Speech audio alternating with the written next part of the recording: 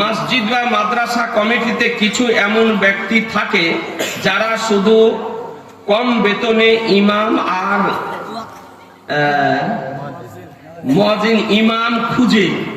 জি, কেউ যদি বেতন বাড়ানোর কথা বলা হয় তাহলে তারা বলে বেতন বাড়াবার কথা ইমাম সাহেব বলবে, তুমি কেন বলো? এরা ভাবে বেশি টাকা বেতন দিলে মসজিদের কাজ হবে না। এই রকম কমজুস, তার মানে কঞ্জুস, লিখেছে কমজুস, যাই হোক কঞ্জুস ব্যক্তিদের ব্যাপারে কিছু বলুন যাতে এরা বুঝতে পারে যে আলিম আসলেই তারা ভুল করছে।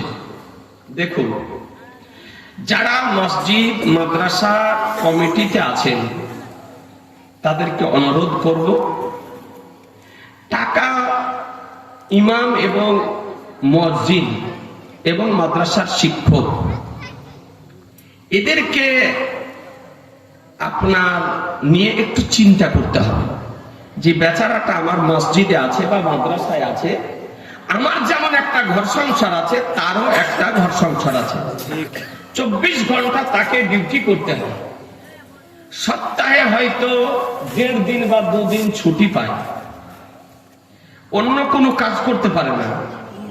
তাহলে আপনাকে তার এমন ধরনের একটা বেতনটা দিতে হবে যাতে তার সংসারটা চলতে অসুবিধা না হয়, তার ছেলে মেয়ে বিবি বাচ্চা বাবা মাকে নিয়ে তার সংসারটা যেন চলে। এটা আপনার দায়িত্ব একটা। টাকাটা মসজিদের বা মাদ্রাসার, মসজিদেরও কাজ করুন, মাদ্রাসারও কাজ করুন, বিল্ডিং এর কাজ করুন, তৎসহ তাদের বেতনটা একটু বেশি করে দেওয়ার চেষ্টা করুন। আপনারা সুন্নি জামাতের ব্যক্তি, কড়া করে বলতে চাই না, আমার আলা হযরত ইমাম আহমদ রাজা আলাইহি রহমার রিজওয়ান ফতোয়া রাজাবিয়াতে বলেছেন যে মসজিদের ইমাম, মাদ্রাসার শিক্ষক এদের বেতনটা বেশি বেশি করে দাও যেন এরা প্রাণ ভরে দিনের খিদমত করতে পারে, প্রাণ ভরে দিনের খিদমত করতে পারে। এখন পেট যদি জ্বলে তো আর কাজে মন লাগবে করেন না। তো আপনাদেরকে বলবো, অনুরোধ করব যে আপনারা সচেতন মানুষ, জ্ঞানী মানুষ, আপনাদের নিজের সংসার সম্পর্কে আপনাদের জ্ঞান আছে। আপনার নিজের সংসার চালাতে কত টাকা লাগছে মাসিক, সেটা আপনাকে একটু মূল্যায়ন করে দেখতে হবে, অনুধাবন করে দেখতে হবে, উপলব্ধি করে দেখতে হবে যে তাদের ঘর সংসার আছে, সুতরাং তাদের কমপক্ষে যেন সংসারে অসুবিধা না হয় এইরকম আপনার বেতনটা দেওয়া উচিত। ইমাম কেন বলবে, মুয়াজ্জিন কেন বলবে আপনাকে বেতন বাড়ানোর জন্য? আপনার তো জ্ঞান আছে, আপনি তো সচেতন মানুষ, আপনাকে এটা মনে রাখতে হবে। আমি অনুরোধ করব যে সমস্ত মসজিদের ইমামগণ আছেন, ইমামতের যে ডিউটি, এইরকম ডিউটি পৃথিবীতে কোনো চাকরির নাই, কোনো চাকরির নাই।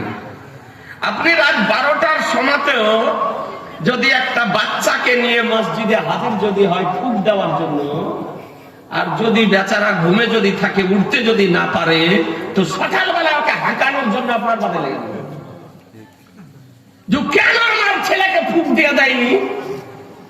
এটা বাস্তব না বাস্তব? আপনার পিতা অসুস্থ, মা অসুস্থ, রাত্রি 11টার সময় ইমামকে ডাকছেন যে একটু ফুক দিয়েছেন তো, একটু কোরআন শরীফ পড়ে দিয়েছেন তো, সূরা ইয়াসিন পড়ে দিয়েছেন তো, ওরা আপত্তি করার উপায় নাই, তখনই ওকে যেতে হবে যে একটু সূরা ইয়াসিন পড়ে দিতে হবে।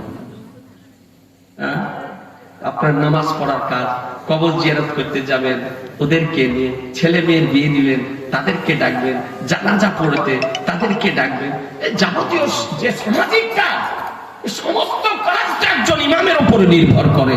তাহলে আপনি কি একটু ভাববেন না? অনুরোধ করব, ভাববেন, ইমাম, মুয়াজ্জিন, মাদ্রাসার শিক্ষকদের বেতন একটু বেশি বেশি করে দেওয়ার চেষ্টা করবেন, যেন তার সংসারে অভাব যেন না হয়, ডাল ভাতটা যেন সে ছেলে মেয়ে বাবা মাকে নিয়ে খেতে পারে।